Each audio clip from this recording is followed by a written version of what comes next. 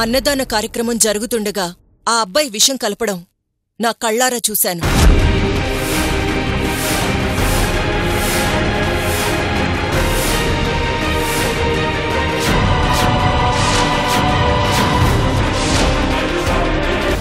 నీ పతనం చూడాలని బతుకుతున్నాను.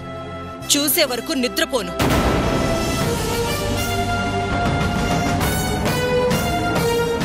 నేను తర్వాత సాక్ష్యం చెప్పబోయేది నీ గురించే.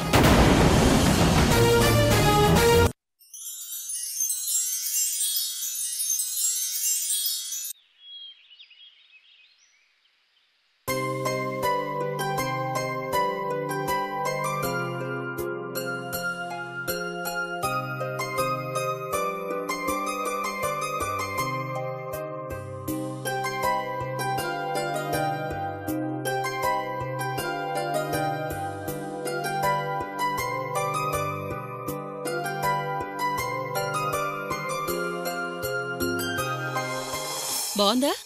చాలా.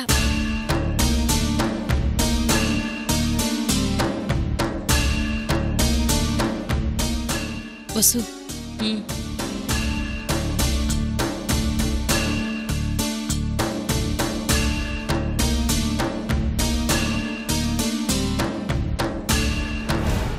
అయ్యయ్యో, ఊళ్ళో వాళ్ళందరికీ సేవలు చేసి చేసి నాన్నగారు అలసిపోయి వచ్చారు. అలా చూస్తూ కూర్చుంటావేంటమ్మా? వెళ్ళి చల్లగా మంచినీళ్ళో వేడిగా కాఫీనో ఇవ్వు. మనమిచ్చే నీళ్లతో కాఫీలతో ఆయనకి పనే ఉందమ్మా. ఆయనకి ఏమిచ్చినా పనివాళ్లు పక్క వాళ్ళే ఇవ్వాలి. మనం ఏమిచ్చినా నచ్చదు కదా. అది నిజమేలే అమ్మా. కూతురు గురించి కొడుకు గురించి పట్టదు గిట్టదు. కాని వాళ్ళెవరి గురించో పాపం రాత్రి పగలు శ్రమ పడుతున్నారు. నోర్లు ముయ్యండి. ఎవరి గురించో కాదు, నా గురించి ఆలోచించే వాళ్ళ గురించి, నన్ను నమ్మిన వాళ్ళ గురించి బాధపడుతున్నాను. వాళ్ళేమైనా అయిన వాళ్ళ గురించి బాధపడడానికి? అయిన వాళ్ళు కావడానికి బంధాలతో పనిలేదు. మనసుకు నచ్చిన వాళ్ళు ఎవరైనా అయిన వాళ్లే. అవునా? అవును వసు, ఆయన మనసుకి మనం తప్ప అందరూ నచ్చుతారు. అంతేలే. దారిన పోయే వాళ్ళకి విలువివ్వడం అలవాటైన ఈయన మనసుకి సొంత వాళ్ళకి విలువివ్వడం ఏం తెలుస్తుంది? ఎవరే సొంత వాళ్ళు? చేసే ప్రతి పనిలోనూ చెడు వెతికే మీరా? చిన్న సహాయానికి ప్రాణాలు ఇవ్వడానికి కూడా వెనకాడిన వాళ్ళ? మనది కానిది అనుభవించాలి, మనల్ని అందరూ గౌరవించాలనుకునే మీలాంటి వాళ్ళు కాదు వాళ్ళు. నా కోసం, నా గౌరవం కోసం జలువుపై కూర్చున్నాడు ఆ అబ్బాయి. నా వల్ల తన భర్త జైల్లో ఉన్నాడని తెలిసినా నా మీద నమ్మకంతో కష్టాన్ని కన్నీళ్ళని నా కనిపించకుండా దాచుకుంటుంది ఆ అమ్మాయి. మీకు వాళ్ళకి పోలికేంటి? మీ గురించి నిజం తెలియక పాపం వాళ్ళు త్యాగాలు చేస్తున్నారు. అబద్ధాన్ని నిజమని నమ్మి మీరు ద్వేషిస్తున్నా ఆ అమ్మాయి కూడా నన్ను ద్వేషించేలా చేయాలని చూసింది మీరు. కట్టుకున్న దానికి, కడుపున పుట్టిన దానికి లేని నమ్మకం వాళ్లకుంది. నేను బాధపడుతుంది ఆ నమ్మకాన్ని కాపాడుకోవాలని, ఆ నమ్మకాన్ని బ్రతికించుకోవాలని. వాళ్ళ గురించి నేను బాధపడుతుంటే నీ కొడుకు, నీ అన్న చాలక నా కోడలి మనసు పాడు చేసి తనతో కూడా నా పరువును బజారుకెచ్చాలని చూస్తున్నారు.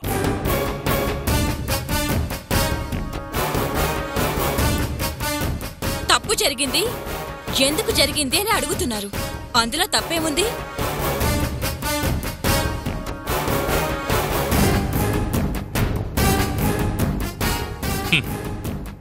కన్న తండ్రిని తప్పు పట్టే కొడుకు కూతురు ఉండగా కోడలు తప్పు పట్టడంలో తప్పే ఉందిలేమ్మా. కానీ మీ వల్ల కుర్రాడు హాస్పిటల్లో ఉన్న తన భార్యను చూసుకోవడానికి కూడా రాలేక బాధపడుతున్నాడు. వాళ్ళ కష్టానికి కారణం మీరు. మధ్యలో మేమేం చేశాం? మండే మంట వల్ల ప్రమాదం తక్కువే, దాన్ని దారి తప్పించే గాలితోనే ప్రమాదం ఎక్కువ. అంటే అన్నయ్యని వదిని మేం దారి తప్పిస్తున్నామా? కొత్తగా చెప్పాలా? నన్ను నమ్మి నాతో వచ్చి నా వల్ల నా కుటుంబం వల్ల వాళ్ళిద్దరూ బాధపడుతున్నారు. కాని ఇప్పటికీ నా మీదున్న నమ్మకాన్ని వదిలిపెట్టని వాళ్ళు నిజంగా అయిన వాళ్లే. నాకు అనుమానించే అయిన వాళ్లకన్నా అభిమానించే అలాంటి వాళ్ళని కాపాడుకోవాలి. లేదంటే అభిమానం అనే మాట చచ్చిపోతుంది. వాళ్ళని ఎలా కాపాడుకోవాలో నాకు బాగా తెలుసు.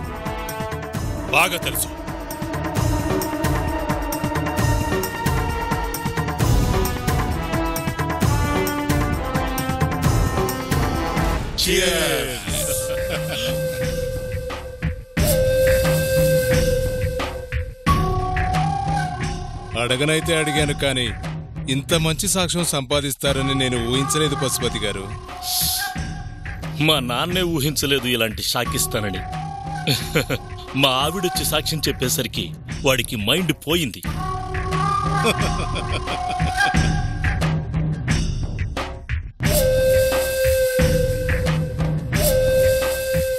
అసలు నాకు అర్థం కానిది, సొంత మామగారికే వ్యతిరేకంగా సాక్ష్యం చెప్పేలా ఎలా మేనేజ్ చేశారు? ఏమండి, మా వాడి దగ్గర మంచితనం అనే మంత్రదండం ఉంది. అది వాడి పెళ్ళాం దగ్గరే ఉపయోగిస్తాడు.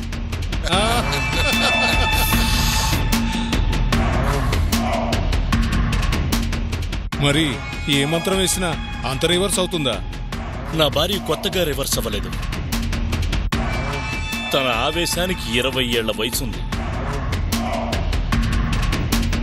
బయటపడటానికి ఇప్పుడు టైం వచ్చింది అంతే. ఆ టైం కూడా మా అల్లుడే రప్పించాడులేండి. ఏమైనా మీ మామ అల్లుళ్ళు మామూలు మనుషులు కాదు. మా నాన్న నాకు అడ్డం లేకుండా చేసుకోవాలని చాలా రోజులుగా చూస్తున్నా. ఇప్పుడు అవకాశం వచ్చింది, వాడుకుంటున్నా. అయినా తండ్రి మీద మీకు అంత కోపం ఏంటి? కారులో తిరగాల్సినోడు కాలినడకన వెళ్తున్నాడు. డబ్బులు కట్టల మీద దొల్లాల్సినోడు చిల్లర డబ్బుల కోసం బాధపడుతున్నాడు. దానంతటికీ కారణం ఎవరు? మా బావ, అంటే ఆడి బాబు. అలాంటి తండ్రి మీద ఏ కొడుకు కోపం ఉండదు చెప్పండి? మావా, ఆ విషయాలు వదిలే. ఎస్ఐ గారికి మన బాధలు చెప్తున్నాను అల్లుడు. సర్లే, గుర్తు చేసి మీ వాణ్ణి బాధ పెట్టడం ఎందుకు, వదిలేయండి. చూసావా మావా, మన ఎస్ఐ గారు నా బాధను ఎంతగా అర్థం చేసుకున్నారు. సర్లే, ఏది ఏమైనా మీ ఆవిడ సాక్ష్యంతో వాణ్ణి పూర్తిగా ఇరికించాం. వాణ్ణి కేసు నుంచి ఎవ్వరూ కాపాడలేరు. చాలా ఎస్ఐ గారు, తోకని ముందు లోపలికి తోస్తే తర్వాత తనని నెమ్మదిగా పంపించవచ్చు. ఒకటి మాత్రం గుర్తుంచుకోండి, ఈ కేసు విషయంలో ఏ చిన్న తేడా వచ్చినా నా ఉద్యోగం పోతుంది. పోయినప్పుడు చూద్దాంలే.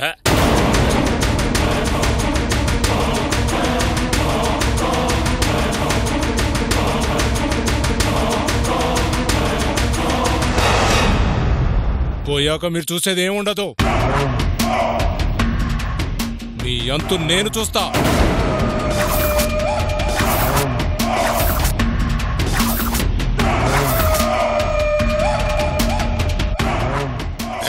సుమారు మందు తాగుతూ అట్లాంటి మాటలు ఎందుకు ఎస్ఐ గారు?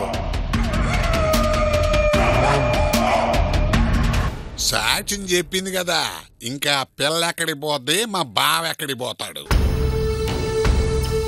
వీళ్ళ ఆవిడ సాక్ష్యం చెప్పగానే పని అయిపోలేదు. ఇక నుంచి మనం చాలా జాగ్రత్తగా ఉండాలి. వాళ్ళ నెక్స్ట్ స్టెప్ ఏంటో తెలుసుకుంటూ మనం మూవ్ అవ్వాలి. ఆ విషయంలో మీకు డౌట్ అక్కర్లేదు ఎస్ఐ గారు. మా బావకి ఇంటూ వస్తువులే శత్రువులు. మనకేది కావాలంటే అది తెలిసిపోద్ది. ఏ ఇన్ఫర్మేషన్ కావాలన్నా మేము రాబడతాం. మీరు దాని గురించి ఏం టెన్షన్ పడకండి. తాగండి. అలా అయితే మనకు ప్రాబ్లమే లేదు. మీరు అనుకున్నట్టే జరుగుద్ది.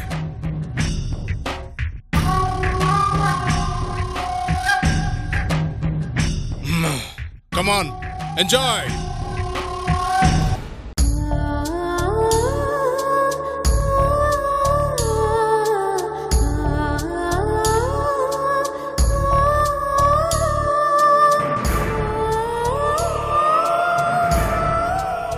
మిమ్మల్ని చంపిన ఆ హరిశ్చంద్ర ప్రసాద్ మీద 20 ఏళ్లుగా పగని నాలోనే దాచుకుని నేను రగిలిపోతూ దానిని రగిలిస్తూ నిత్యాగ్నిహోత్రంలా నాలో నేనే కాలిపోతూ వచ్చాను.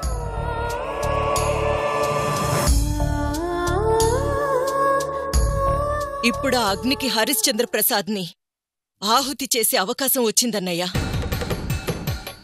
మీ ఆత్మకి కాస్తైనా ప్రశాంతత కలిగించే అవకాశాన్ని అతనే ఇచ్చాడు. నమ్మక ద్రోహం చేసి మిమ్మల్ని ఈ లోకంలో లేకుండా చేసి నాకంటూ నా వాళ్ళని లేకుండా చేసిన అతని మీద పగ తీర్చుకునే అవకాశం ఇప్పుడొచ్చింది. మీ ప్రాణాలు తీసి మీకే కర్మకాండలు చేస్తూ అన్నదానం పేరుతో మరోసారి మరికొందరి ప్రాణాలు తీయాలని చూశాడు. ఇప్పుడు అదే ఆయుధంగా చేసుకొని అతని అంతు చూడబోతున్నాను. మీ ఇద్దరికి ఆత్మశాంతి కలిగేలా అతన్ని రోడ్డు మీదకి ఈడ్చి అతని నిజస్వరూపం అందరికీ అర్థమయ్యేలా చేయబోతున్నాను. ఈ విషయంలో నేను గెలవాలని, మిమ్మల్ని గెలిపించాలని నన్ను ఆశీర్వదించండి.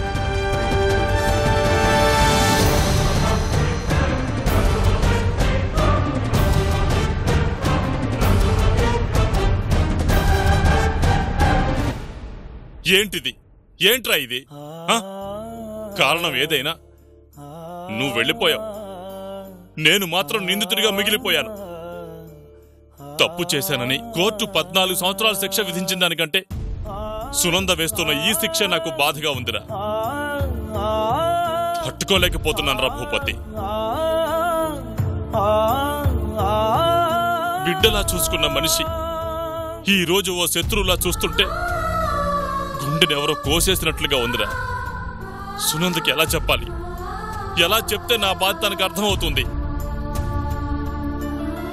నా నీడను కూడా భరించలేనంత శత్రుత్వం పెంచుకొని నన్ను ఇప్పటికీ దోషిలా చూస్తుంటే చస్తూ బ్రతుకుతున్నాన్రా.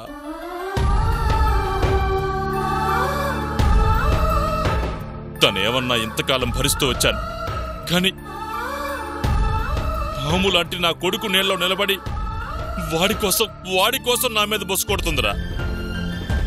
అది కోపం కాదురా, నీ మీద ప్రేమ. ఆ ప్రేమే తనకి నన్ను శత్రువుని చేసింది. తన పగ తీర్చుకోవడానికి ఈరోజు ఒక అమాయకుణ్ణి బలిపశువుని చేస్తుందిరా. అదే బాధగా ఉంది.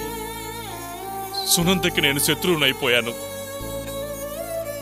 నా మీద తన పగకి పంతానికి పాపం ఒక అమాయకుడు శిక్ష అనుభవిస్తున్నాడ్రా. అర్థం చేసుకోలేని ఆలోచనతో తను అర్థమయ్యేలా చెప్పలేని స్థితిలో నేను. మా మధ్య ఒక మంచి మనిషి నలిగిపోతున్నాడ్రా. ఇది ఎంత దూరం వెళుతుందో, ఏ పరిస్థితులకు దారి తీస్తుందో అర్థం కావడం లేదురా. భూపతి, నాకే కష్టం వచ్చినా చెప్పుకోవడానికి అప్పుడు నువ్వే ఉన్నావు, ఇప్పుడు నువ్వే ఉన్నావు. అప్పుడు నీతో చెప్పుకున్నాను, ఇప్పుడు నీ ఫోటోతో చెప్పుకుంటున్నాను. అంతేరా తేడా, అదేరా తేడా.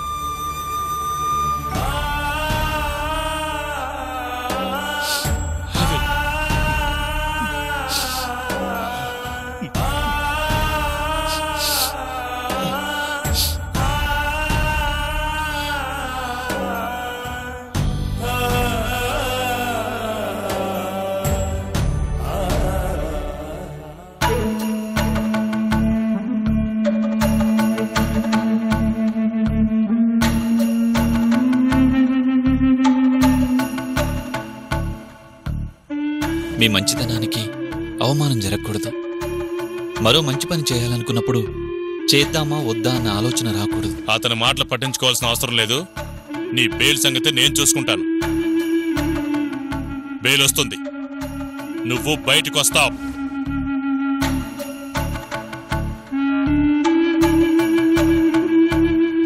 ఆ ఎస్ఐ లాంటి వాళ్ళు ఆయనకి శిక్ష పడేలా చేయాలని ఎన్ని ప్రయత్నాలు చేసినా మీరు నా భర్తని బయటకు తీసుకొస్తారు.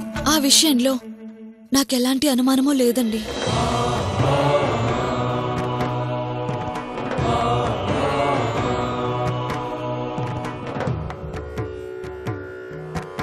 నిజం అతని నోటితోనే చెప్పించాలని నేనలా సాక్ష్యం చెప్పాను. నీ పతనం చూడాలని బతుకుతున్నాను. చూసే వరకు నిద్రపోను.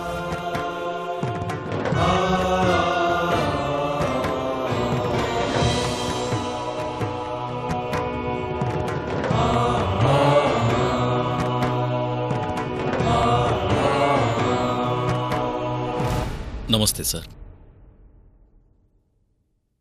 రండి లాయర్ గారు, రండి, కూర్చోండి.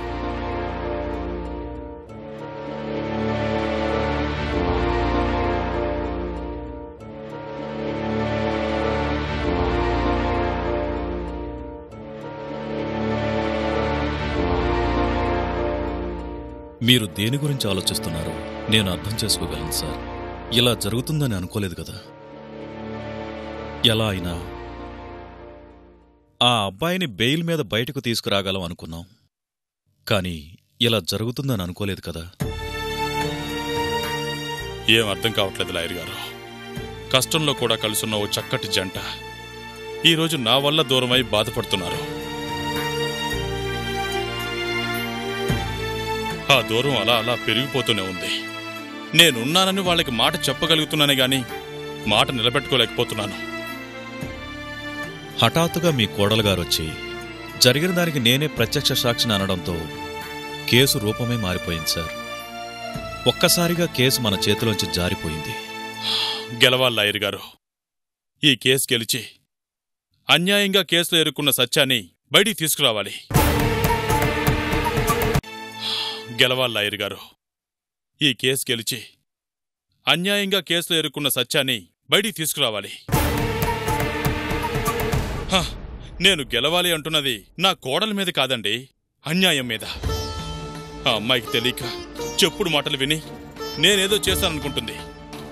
నా మీద తన కోపానికి ఇద్దరు అమాయకులు బాధపడుతున్నారని అర్థం చేసుకోలేకపోతుంది. చెప్పినా అర్థం చేసుకునే పరిస్థితి కనిపించడం లేదు సార్. నాకేం అర్థం కావడం లేదు. ఏం చెయ్యాలో మీరే చెప్పండి లాయర్ గారు. ఏం లేదు సార్. ఈ కేసును మనం గెలుస్తామంటూ అందరికీ చెప్పినట్లు మీకు చెప్పలేను సార్. అలా మిమ్మల్ని నమ్మించే ఉద్దేశం కూడా నాకు లేదు సార్. ఫ్రాంక్గా మాట్లాడుకుంటే ఇప్పుడున్న పరిస్థితిని బట్టి ఈ కేసును గెలిపించడం చాలా కష్టం. అంటే చేయని తప్పుకి సత్య శిక్ష అనుభవించాలా? బరువును బట్టి దారం ఉండాలి సార్. ఈ కేసు విషయంలో నాకన్నా మా గురువుగారు బలరాంగాన్ని కలవడం చాలా మంచిది సార్. బలరాం గారా? ఇలాంటి కేసులు ఎన్నో వాదించిన అనుభవం ఆయనకుంది. న్యాయానికి కావాల్సింది సాక్ష్యం. నిజాయితీ లేని సాక్ష్యాన్ని నిలదీసి తన వాదనతో తప్పునే తడబడేలా చేయించి నిజాన్ని నిజాయితీని బయటకు తీసుకురావాలి అంటే అనుభవం కావాలి. అందుకే మా గురువుగారిని కలుద్దాం. ఆయన ఈ కేసు టేకప్ చేశారు అంటే సత్య బయటకు రావడం కన్ఫర్మ్. అలా అయితే ఆలస్యం ఎందుకు? అవకాశం ఉంది అన్న తర్వాత ఆలోచించకూడదు. వెళ్ళి ఆయన కలుద్దాం. పదండి. Okay sir.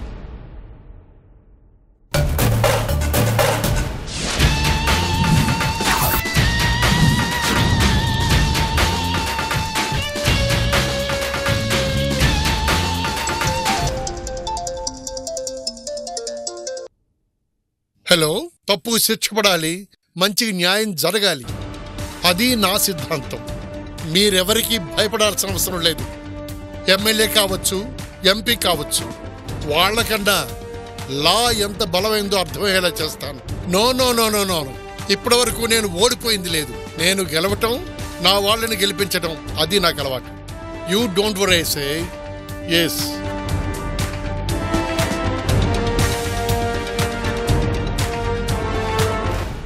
నమస్కారం అండి.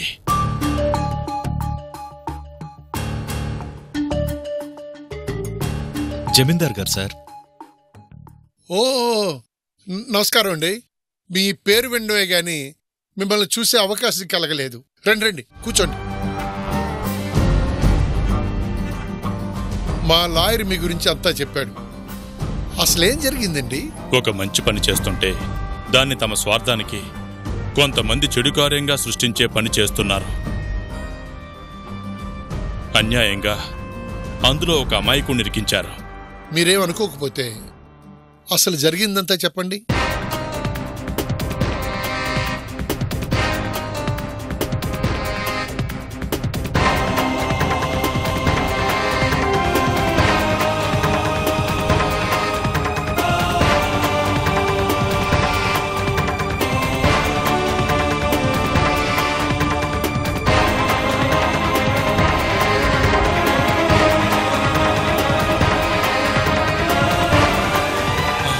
వద్దు సత్య, నన్ను అరెస్ట్ చేయనివ్వు. నన్ను అరెస్ట్ చేయండి. తప్పు నా వల్లనే జరిగింది. నన్నే అరెస్ట్ చేయాలి.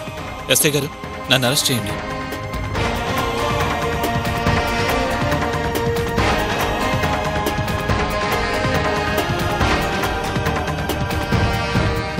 అన్నదాన కార్యక్రమం జరుగుతుండగా ఆ అబ్బాయి విషం కలపడం నా కళ్ళారా చూశాను.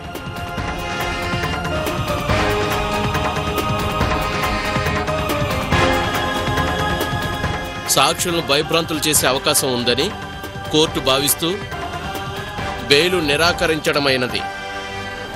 సో ఎవరో విషయం కలిపి మిమ్మల్ని బ్యాట్ చేయాలని చూస్తున్నారన్నమాట. అవునండి, నన్ను ఏదో చేయాలని చూస్తే పాప మా కుర్రాడు నా మీద అభిమానంతో నింద తన మీద వేసుకున్నాడు. తనని అన్యాయంగా దోషిని చేసి జైలుకి పంపించాలని చూస్తున్నారు.